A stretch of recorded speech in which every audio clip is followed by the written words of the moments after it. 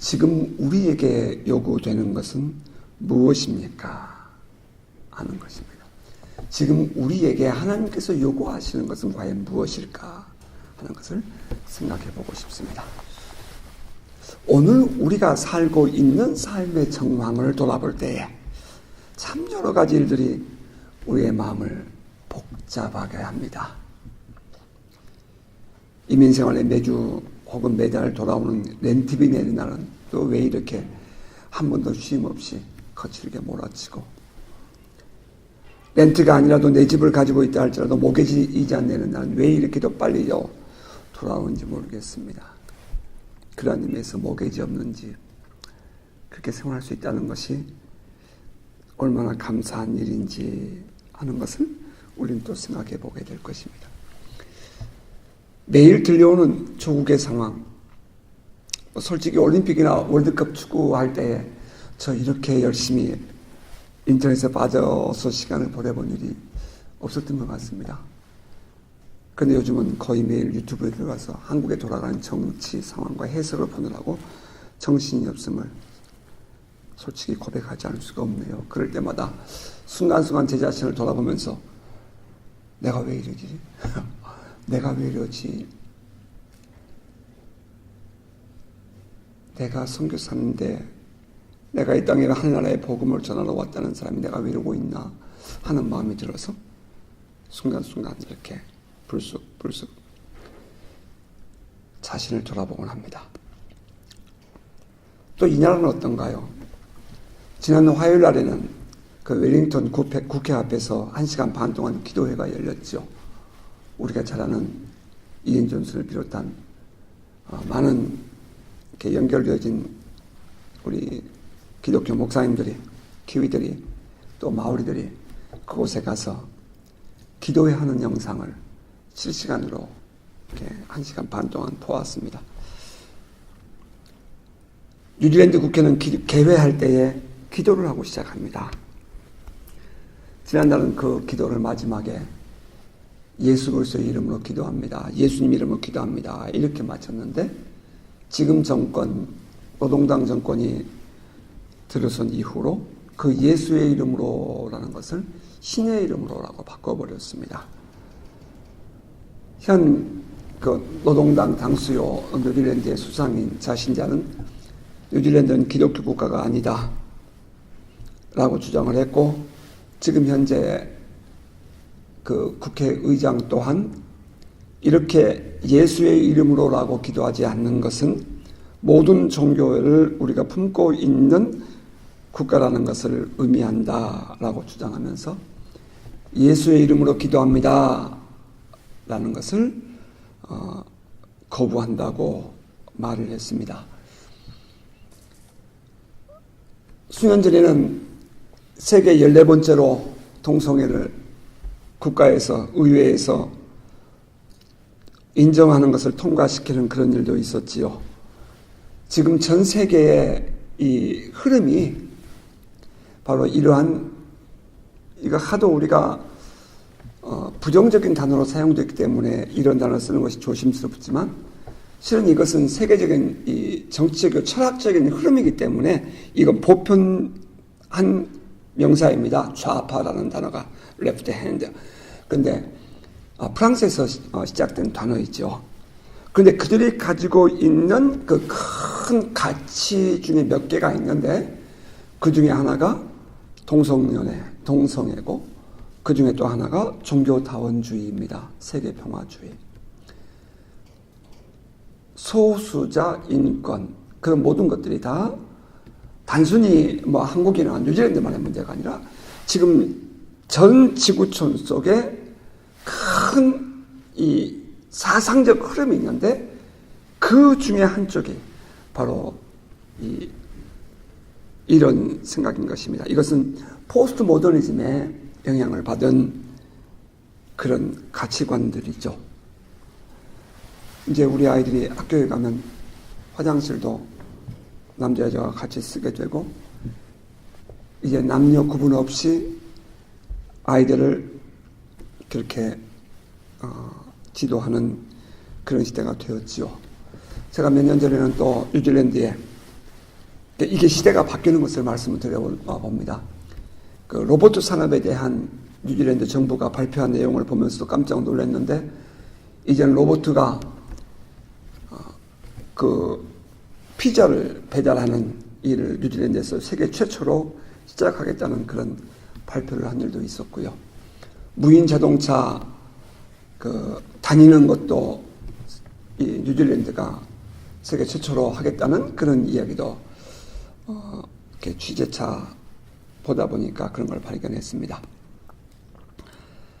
지금 우리가 살고 있는 이 나라 경제는 또 어떤가요? 리빙 코스트가 상상할 수 없을 만큼 뛰었죠. 집값, 자동차 기름값, 음식점의 음식값, 모든 기본적인 생활비가 올랐습니다. 심지어는 이 교회 종교시설조차도, 전에는 하나의 종교시설 그러면 전부 다 unrateable, 이 세금을 내지 않았는데, 이제는 홀을 구분해가지고 교육이나 예배시설 외에 사용되는 모든 홀들은 사이즈별로 세금을 부과합니다. 그래서 어드미니스트레이션, 이 사무실, 일주일 동안 사무실 쓰는 거, 혹은 이렇게 게라지 해놓는 거, 이렇게 키친 해놓는 거, 이거 다 레이터블입니다. 그래서 이런 거 주차장도 말할 것도 없고, 여기다가 세금을 부과해서 전에는 내지 않던 그런 세금들을 지금 모든 종교시설들에게 부과시키고 있는 그런 실정입니다.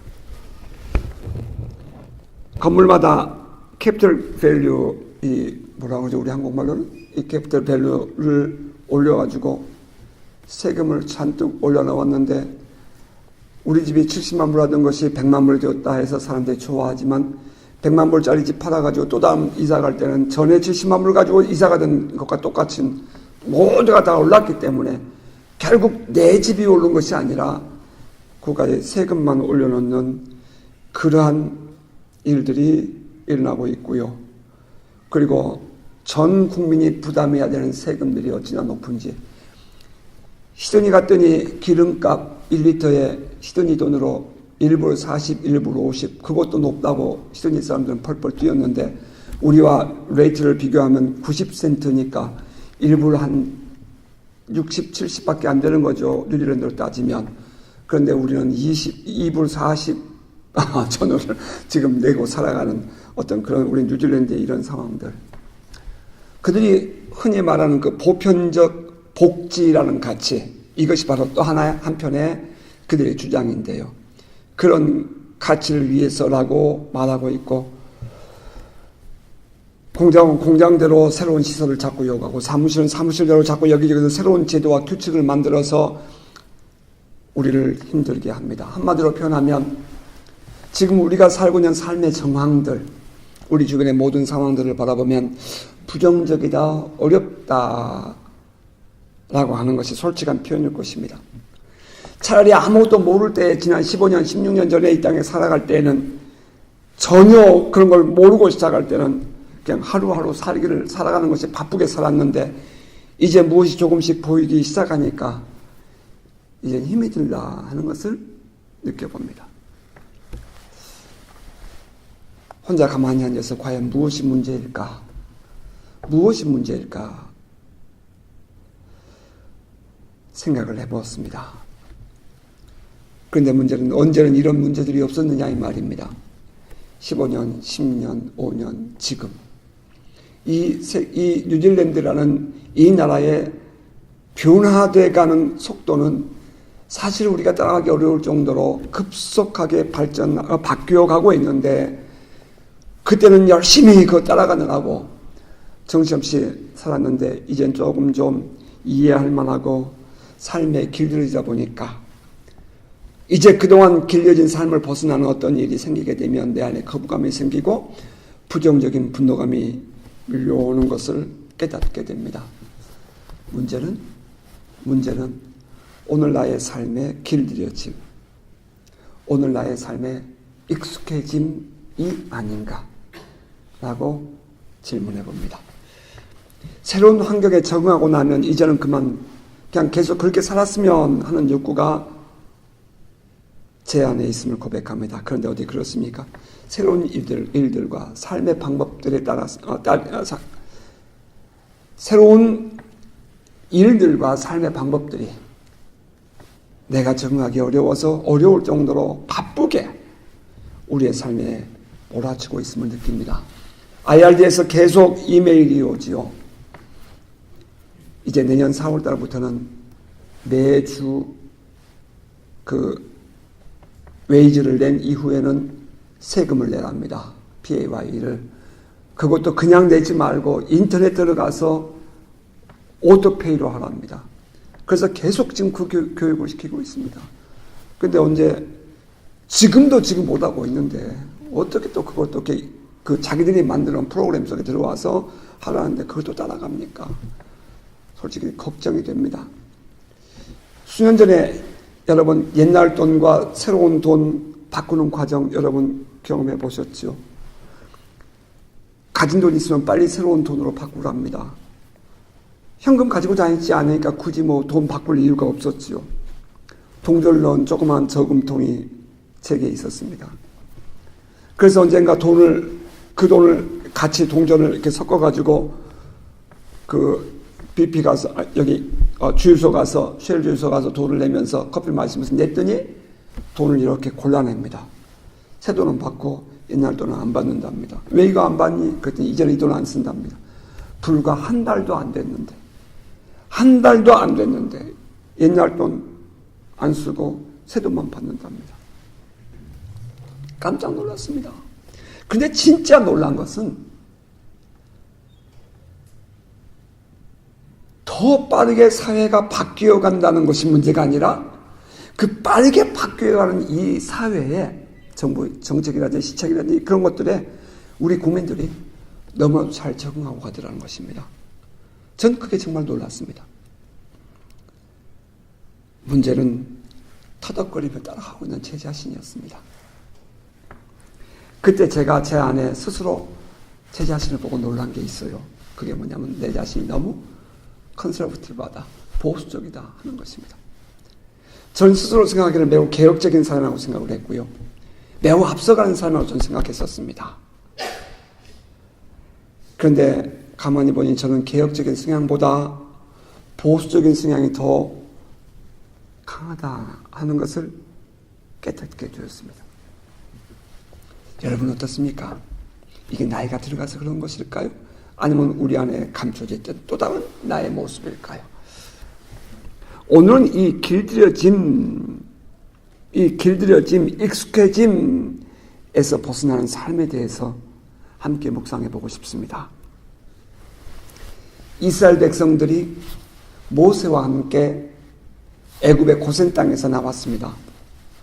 10번의 재앙을 겪으며 무릎을 꿇은 바로 왕은 모세에게 백성들을 데리고 이 땅에서 나가라고 말했습니다. 이스라엘 백성들은 바리바리 짐을 싸가지고 길을 나섰죠. 하나님의 말씀을 따라 하나님의 인도하심에 순종함에 따라온 모세의 이끌음을 따라 그들은 출애굽합니다. 성경은 이렇게 말했습니다. 출애굽기 13장입니다. 바로가 백성을 보낸 후에 블레셋 사람의 땅의 길은 가까울지라도 하나님이 그들을 그 길로 인도하지 아니하셨으니 이는 하나님이 말씀하시기를 이 백성이 전쟁을 하게 되면 마음을 돌이켜 애굽으로 돌아갈까 하셨습니다. 그러므로 하나님이 홍해의 광야길로 돌려 백성을 인도하심에 이스라엘 자손이 애굽 땅에서 대열을 지어 나올 때에 모세가 요셉의 유고를 가졌으니 이는 요셉이 이스라엘 자손으로 단단히 맹세하게 하여 이르기를 하나님이 반드시 너희를 찾아오시리니 너희는 내 유고를 여기서 가지고 나가라 하였습니다.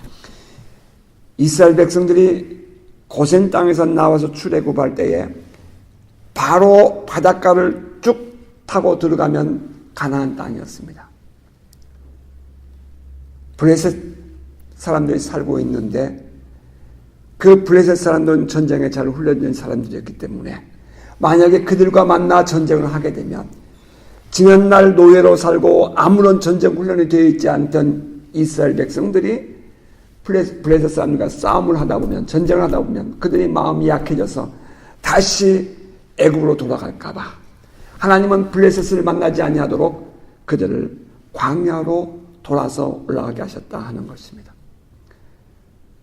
그들이 혹여나 과거로 돌아가지 않게 하기 위해서 광야로 돌아가게 될 때에 그들은 요셉의 유고를 짊어지고 길을 가고 있었습니다. 그들이 숫곳을 떠나서 광야 끝 에담의 장막을 치니 여호와께서 그들 앞에 가시며 낮에는 구름 기둥으로 그들의 길을 인도하시고 밤에는 불 기둥으로 그들에게 비추사 낮이나 밤이나 진행하게 하시니 낮에는 구름 기둥 밤에는 불 기둥이 백성 앞에서 떠나지 아니하니라. 이스라엘 백성들이 이제 그 길을 가는데 광야의 왼쪽 끝 숫곳이라는 곳에 이르렀습니다. 숫곳을 따라 이 광야 끝 에담이라는 곳에 이르게 되었습니다. 그들이 가는 길을 하나님께서 친히 함께 하시고 낮에는 구름 기둥으로 밤에는 불 기둥으로 낮에는 뜨거운 태양이 있기 때문에 그들을 구름으로 막아주고 밤에는 그 광야의 추운 사막 기후 때문에 그들에게 따뜻한 불 기둥으로 그들을 품어주시며 그들을 인도해 주셨다 하는 것입니다. 그리고 하나님은 모세에게 말씀하시기를 이스라엘 자손들에게 명령하여 돌이켜 바다와 믹돌 사이에 비하이롯 앞 곧 바알스본 맞은편 바닷가에 장막을 치게 하라 라고 말씀하셨습니다. 출애굽기 14장 2절입니다. 다시 말하면 하나님께서 모세에게 말씀하시기를 너는 이스라엘 백성들을 명령하여 저 바닷가 비하이롯으로 가거라 이렇게 명령을 하신 것입니다. 앞에는 바다고 뒤에는 광야입니다. 그것은 바로가 쫓아오면 꼼짝없이 죽을 수밖에 없는 곳이었습니다. 앞에는 바다가 있어서 더 이상 도망갈 수가 없게 됩니다. 누가 생각해 보아도 참으로 지혜롭지 못한 선택입니다. 그런데 하나님은 이 백성들을 그곳으로 인도하라고 말씀합니다. 아니나 다를까 바로가 군사들을 이끌고 이스라엘 백성들을 뒤쫓아옵니다. 출애굽기 14장 6절과 7절은 이렇게 말씀합니다. 바로가 곧 그의 병거를 갖추고 그의 백성을 데리고 갈새 선발된 병거 600대와 애굽의 모든 병거를 동원하니 지휘관들이 다 거느렸더라. 바로 왕과 군대들이 쫓아와 이스라엘을 만난 곳은 바로 비하이롯 이제는 도망할 곳도 없는 바닷가였습니다. 이제 이스라엘 백성들의 진심을 우리가 알아볼 수 있는 때가 되었습니다. 그들의 믿음을 볼 수가 있고 그들의 속내를 볼 수 있는 때가 된 것입니다. 그들은 모세를 따라왔습니다. 하나님이 함께하는 모세를 인정하고 그들은 모세가 이끄는 대로 여기까지 따라왔습니다. 그런데 상상조차 하기 싫은 정말 절대절명의 위기가 닥쳐왔습니다. 많은 사람들이 오늘날도 신앙으로 산다고 말합니다. 하나님께서 우리를 이곳까지 인도했다라고 고백을 합니다. 사실 이 말은 맞습니다. 그런데 문제는 우리 자신입니다. 뒤에서는 바로 왕이 군대를 이끌고 달려옵니다. 그 바로 왕과 군대가 누구입니까? 지난 400년 동안 자기들을 채찍으로 다스리며 부리던 주인들 아니었습니까? 여러분 혹시 아프리카의 노예시장 사진 보신 일 있습니까? 시장에서 그 노예를 팔 때에 마치 개, 돼지 끌고 오는 것처럼 소 끌고 온 것처럼 끌고 와서 그 사람들을 줄에다 매달아 놓고 팝니다. 이 노예는 건강하고 이 노예는 새끼를 잘 낳고 이 노예는 일을 하면 순종을 잘한다. 그러면서 그 노예의 값을 매깁니다.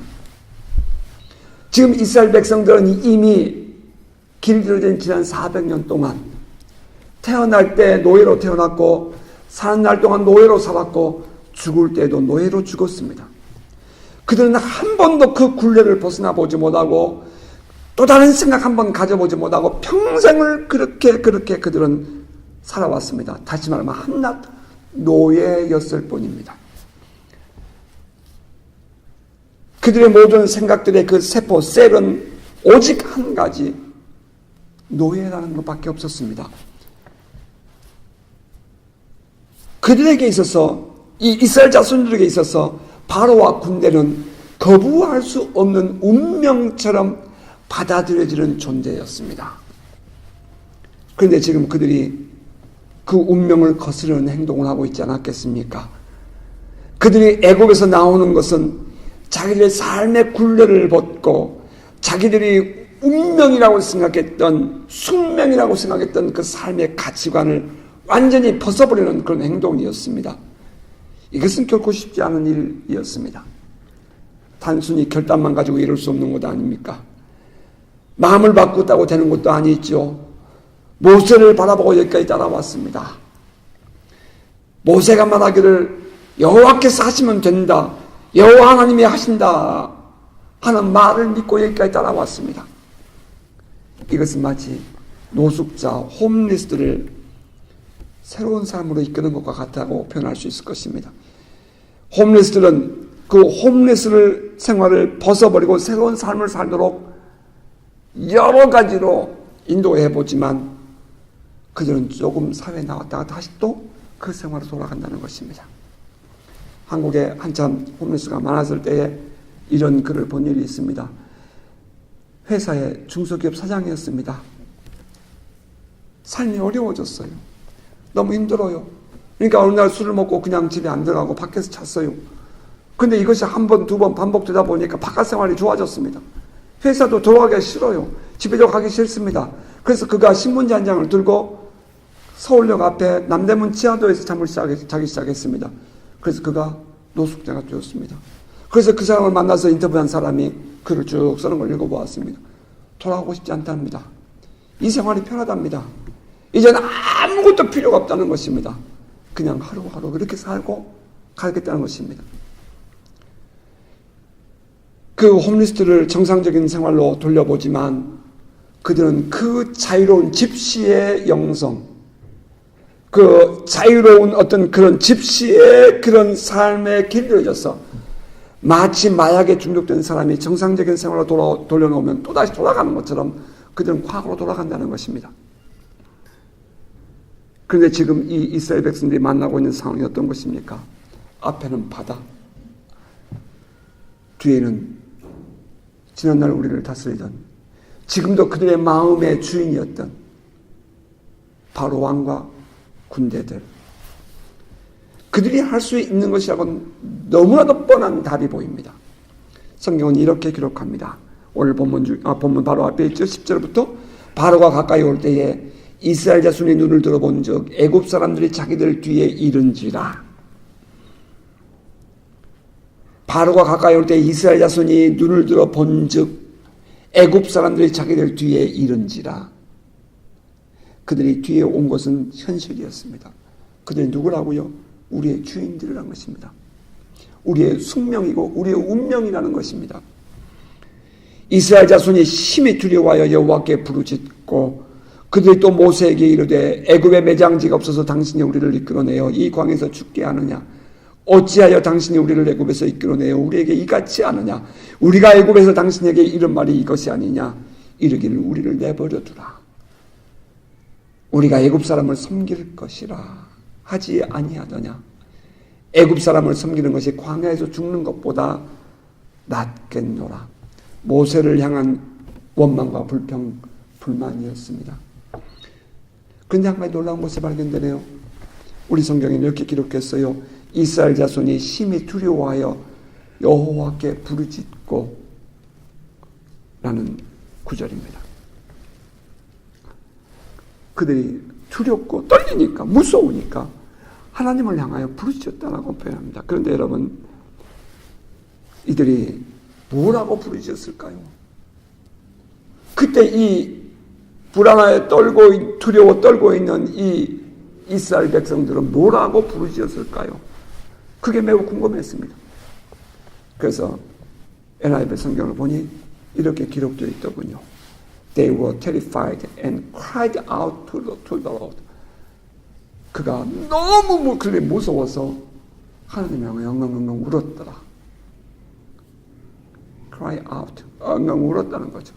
이들이 무슨 소리 했겠어요? 그냥 막 우는 수밖에 없죠. 애들이 무서우면 우는 것처럼 말입니다. 원망과 한탄의 울부짖음이었을 겁니다. 하나님 향해서 분노가 가득 찬 눈빛과 섭섭한 마음으로 그들은 가득했을 거예요. 그리고 이제 모세를 향하여 고개를 돌립니다. 그들이 하는 말을 보세요. 정말 기가 막히지 않습니까? 그런데 한편 이 이스라엘 백성들을 생각해 보면 솔직한 얘기로 우리가 그들의 입장이었다면 충분히 그런 말 할 수 있지 않았겠나 하는 이해가 된다는 것입니다. 어느 누가 이스라엘 백성들에게 이 순간 우리가 돌을 던질 수 있어요? 아니요. 그럴 수 없어요. 그들은 처음에 모세를 받아들일 수 없었습니다. 모세가 광야에서 와서 너희들의 하나님, 우리의 하나님이 너희들을 이끌어내라고 나를 보내셨다라고 했을 때에 그들은 그 말 믿지 않았습니다. 모세를 인정할 수 없었고 그가 하는 말도 믿기 어려웠습니다. 그리고 모세가 바로왕과 10번의 이 영적 전쟁을 하는 동안 이스라엘 사람들이 보고 듣곤 했지만 그래도 그들의 삶을 모세를 따라 완전한 신앙으로 바꾸는 것은 어려웠습니다. 따라는 나왔지만 그들 속에 들어있는 그 무엇인가는 아직도 바뀌지 않았다는 것입니다. 오늘날도 모든 사람들이 마찬가지 아닙니까? 아무리 살아계신 하나님이 기적을 보여주시고 하나님을 믿으라고 말하지만 그 잠시 순간뿐입니다. 그래서 신앙의 가정에서 태어나서 신앙으로 사는 부모 밑에서 사는 것이 얼마나 중요한지 우리는 깨닫게 됩니다. 우리 아이들이 자라는 동안 엄마 아빠가 기도하고 똑같은 현실을 살아가는데 똑같은 상황을 맞이하는데 믿음으로 해석을 하고 믿음의 눈으로 말해주고 믿음으로 사는 법을 가르쳐주고 기도하는 것을 가르쳐주고 성경을 가르쳐주고 한 것들이 얼마나 중요한 일인지를 우리는 다시 한번 깨닫게 되는 것입니다. 부모가 세상을 신앙으로 해석하고 기도하며 말씀을 따라 사는 삶을 보고 듣고 자란 우리의 아이들, 이것이 얼마나 중요한지 하는 것을 이 이스라엘 자손들의 모습 속에서 깨닫게 되죠. 이스라엘 백성들은 뼛속까지 길들여진 노예였어요. 그러니 아무리 모세가 살아계신 하나님을 보여주고 믿음으로 살자, 이제는 출애굽해서 하나님이 약속하신 땅으로 가자 이렇게 말하지만 그것은 보일 때뿐이라는 겁니다. 보일 때뿐. 막상 바닷가에서 더 이상 앞으로 갈 수 없는 상황에서 바로왕과 군대를 만나자 그들의 본성이 드러나고 맙니다. 이때 모세가 말합니다. 너희는 두려워하지 말고 가만히 서서 여호와께서 오늘 너희를 위하여 행하시는 구원을 보라. 너희가 오늘 본 애굽 사람을 영원히 다시 보지 아니하리라. 여호와께서 너희를 위하여 싸우시니 너희는 가만히 있을지니라. 이 말을 들은 사람들은 모세에게 무책임하다 라고 말했을지도 몰라요. 참 무책임해 보여요. 사실 이 말 가만히 들어보면. 지금 뒤에서 바로가 쫓아옵니다. 그 바로는 그냥 일반 군대 아니에요. 이 사람들에게는 평생을 살아온 나의 운명이요, 나의 숙명이었다고요. 그것이 밀려오는 거예요. 내 어렸을 때부터 지금까지 살아온 내 모든 삶에 내 운명이었다고요. 그것이 밀려오는 거예요. 앞에는 바다입니다. 방법이 없어요. 도망갈 곳이 없어요. 이미 답은 나와 있는 얘기예요.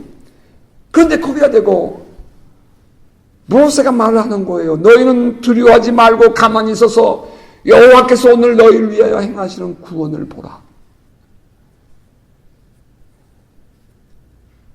모세의 이 말은 백성들에게 정말 무책임해 보인 답이었습니다. 그들이 볼 때 이 말은 전혀 현실적이지 않은 답이었다 이 말입니다. 하지만 모세로서는 이 말밖에 할 말이 더 어디 있습니까? 그죠? 하지만 모세로서는 이 말밖에 할 말이 어디 있습니까? 가시떨기나무 앞에서 나 못한다고 말했지 않습니까? 모세가.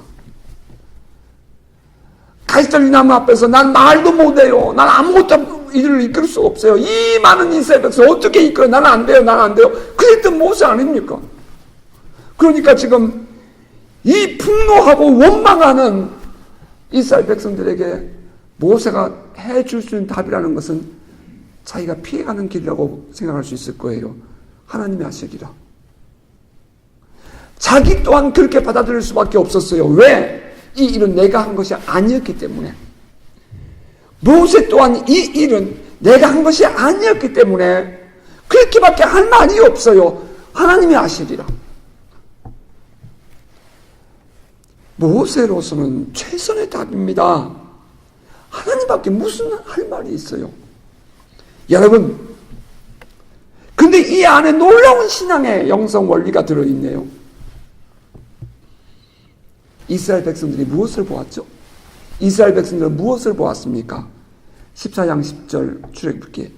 바로가 가까이 올 때 이스라엘 자손이 눈을 들어 본즉 애굽 사람들이 자기들 뒤에 이른지라. 애굽 사람들이 자기들 뒤에 온 것을 보았습니다. 내 운명의 마지막 절대절명의 순간이 다가왔다 이 말입니다. 그것을 본 거예요. 현실을 보았습니다. 바짝 다가온 바로를 보았죠. 근데 모세는 뭐라고 얘기해요? 모세가 백성에게 이르되 너희는 두려워하지 말고 가만히 있어서 여호와께서 오늘 너희를 위하여 행하시는 구원을 보라 라고 말합니다. 무엇을 보느냐 하는 것입니다. 사는 동안 우리는 현실을 보고 삽니다. 하지만 살아계신 하나님을 믿고 사는 사람이라면 이 현실 속에서 하나님을 보고 살아야 하지 않겠습니까? 지금 모세를 통하여 우리에게 말씀하신 하나님의 요구는 무엇일까요? 지금 우리의 이 운명과 같은 삶이 내게 다가오는데 이 속에서 하나님이 나에게 요구하시는 요구는 무엇이라고 생각하십니까? 백성들은 현실을 보았습니다. 아니 어쩌면 그들은 길들여진 자신의 눈으로 보는 현실일 것입니다. 똑같은 현실을 보지만 보는 사람에 따라 달라지는 거지요. 따라서 우리가 만나는 모든 나의 삶의 문제들을, 오늘 내가 만나는 모든 운명과 같은 나의 모든 문제들을 내가 길들여진 나의 눈으로 보고 해석하고 이해하는 것 아니냐 이 말이에요.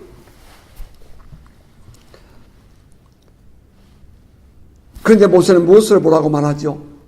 똑같은 현실을 보지만 살아계신 하나님의 눈으로 보라는 것입니다. 믿음의 눈으로 보라는 것입니다. 믿음의 눈입니다. 지금 하나님이 우리에게 요구하신 것이 무엇이죠? 믿음입니다. 아멘입니까? 가치관의 변화예요. 길려진 생각이 변해야 합니다. 그래야 말도 바뀌고 마음도 바뀌는 거예요. 그동안 길려진 생각과 가치관이 바뀌지 않고서는 말 절대로 바뀌지 않습니다. 여러분 말대로 됩니다. 우리의 인생이. 우리의 인생이 말대로 돼요.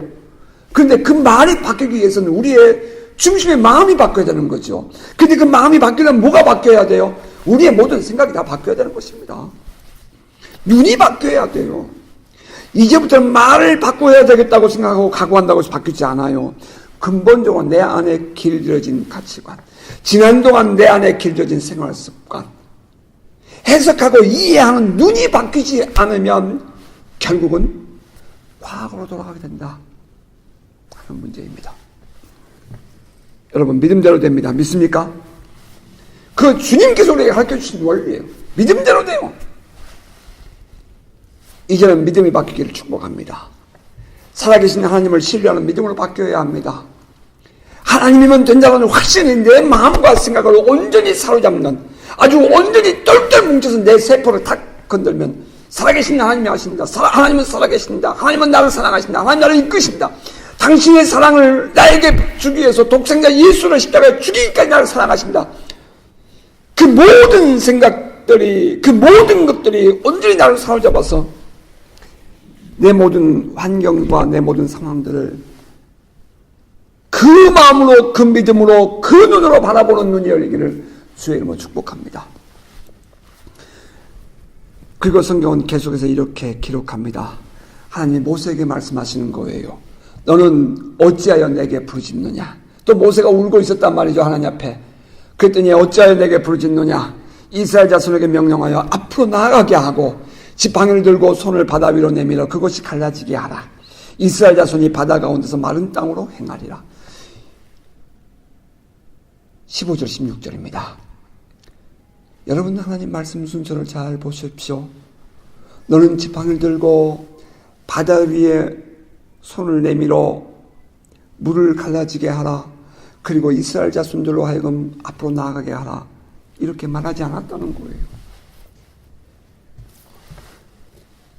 하나님께서 이스라엘 백성들에게, 모세에게 이스라엘 백성들을 먼저 가게 하고 일어서서 가게 하고 너는 지팡이를 들어 물이 갈라지게 하라. 이렇게 말씀하셔요.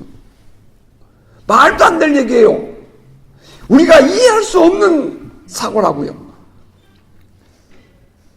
이때 요구되는 것이 무엇이죠? 순종입니다. 믿음의 행동.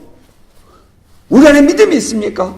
그럼 믿음을 보이는 여러분 되시길 바랍니다. 그 믿음이 내 말로 바뀌어야 되고, 그 믿음이 내 세상을 바라보는 눈이 바뀌는 것으로 바뀌어야 되고, 그 믿음이 나의 모든 삶의 습관과 내 모든 것을 바꿔야 됩니다. 순종이 요구되는 거예요. 상식에 어긋나는 말씀이지요. 도저히 이해가 되지 않는 말씀이에요. 백성들을 먼저 가게 하다니요.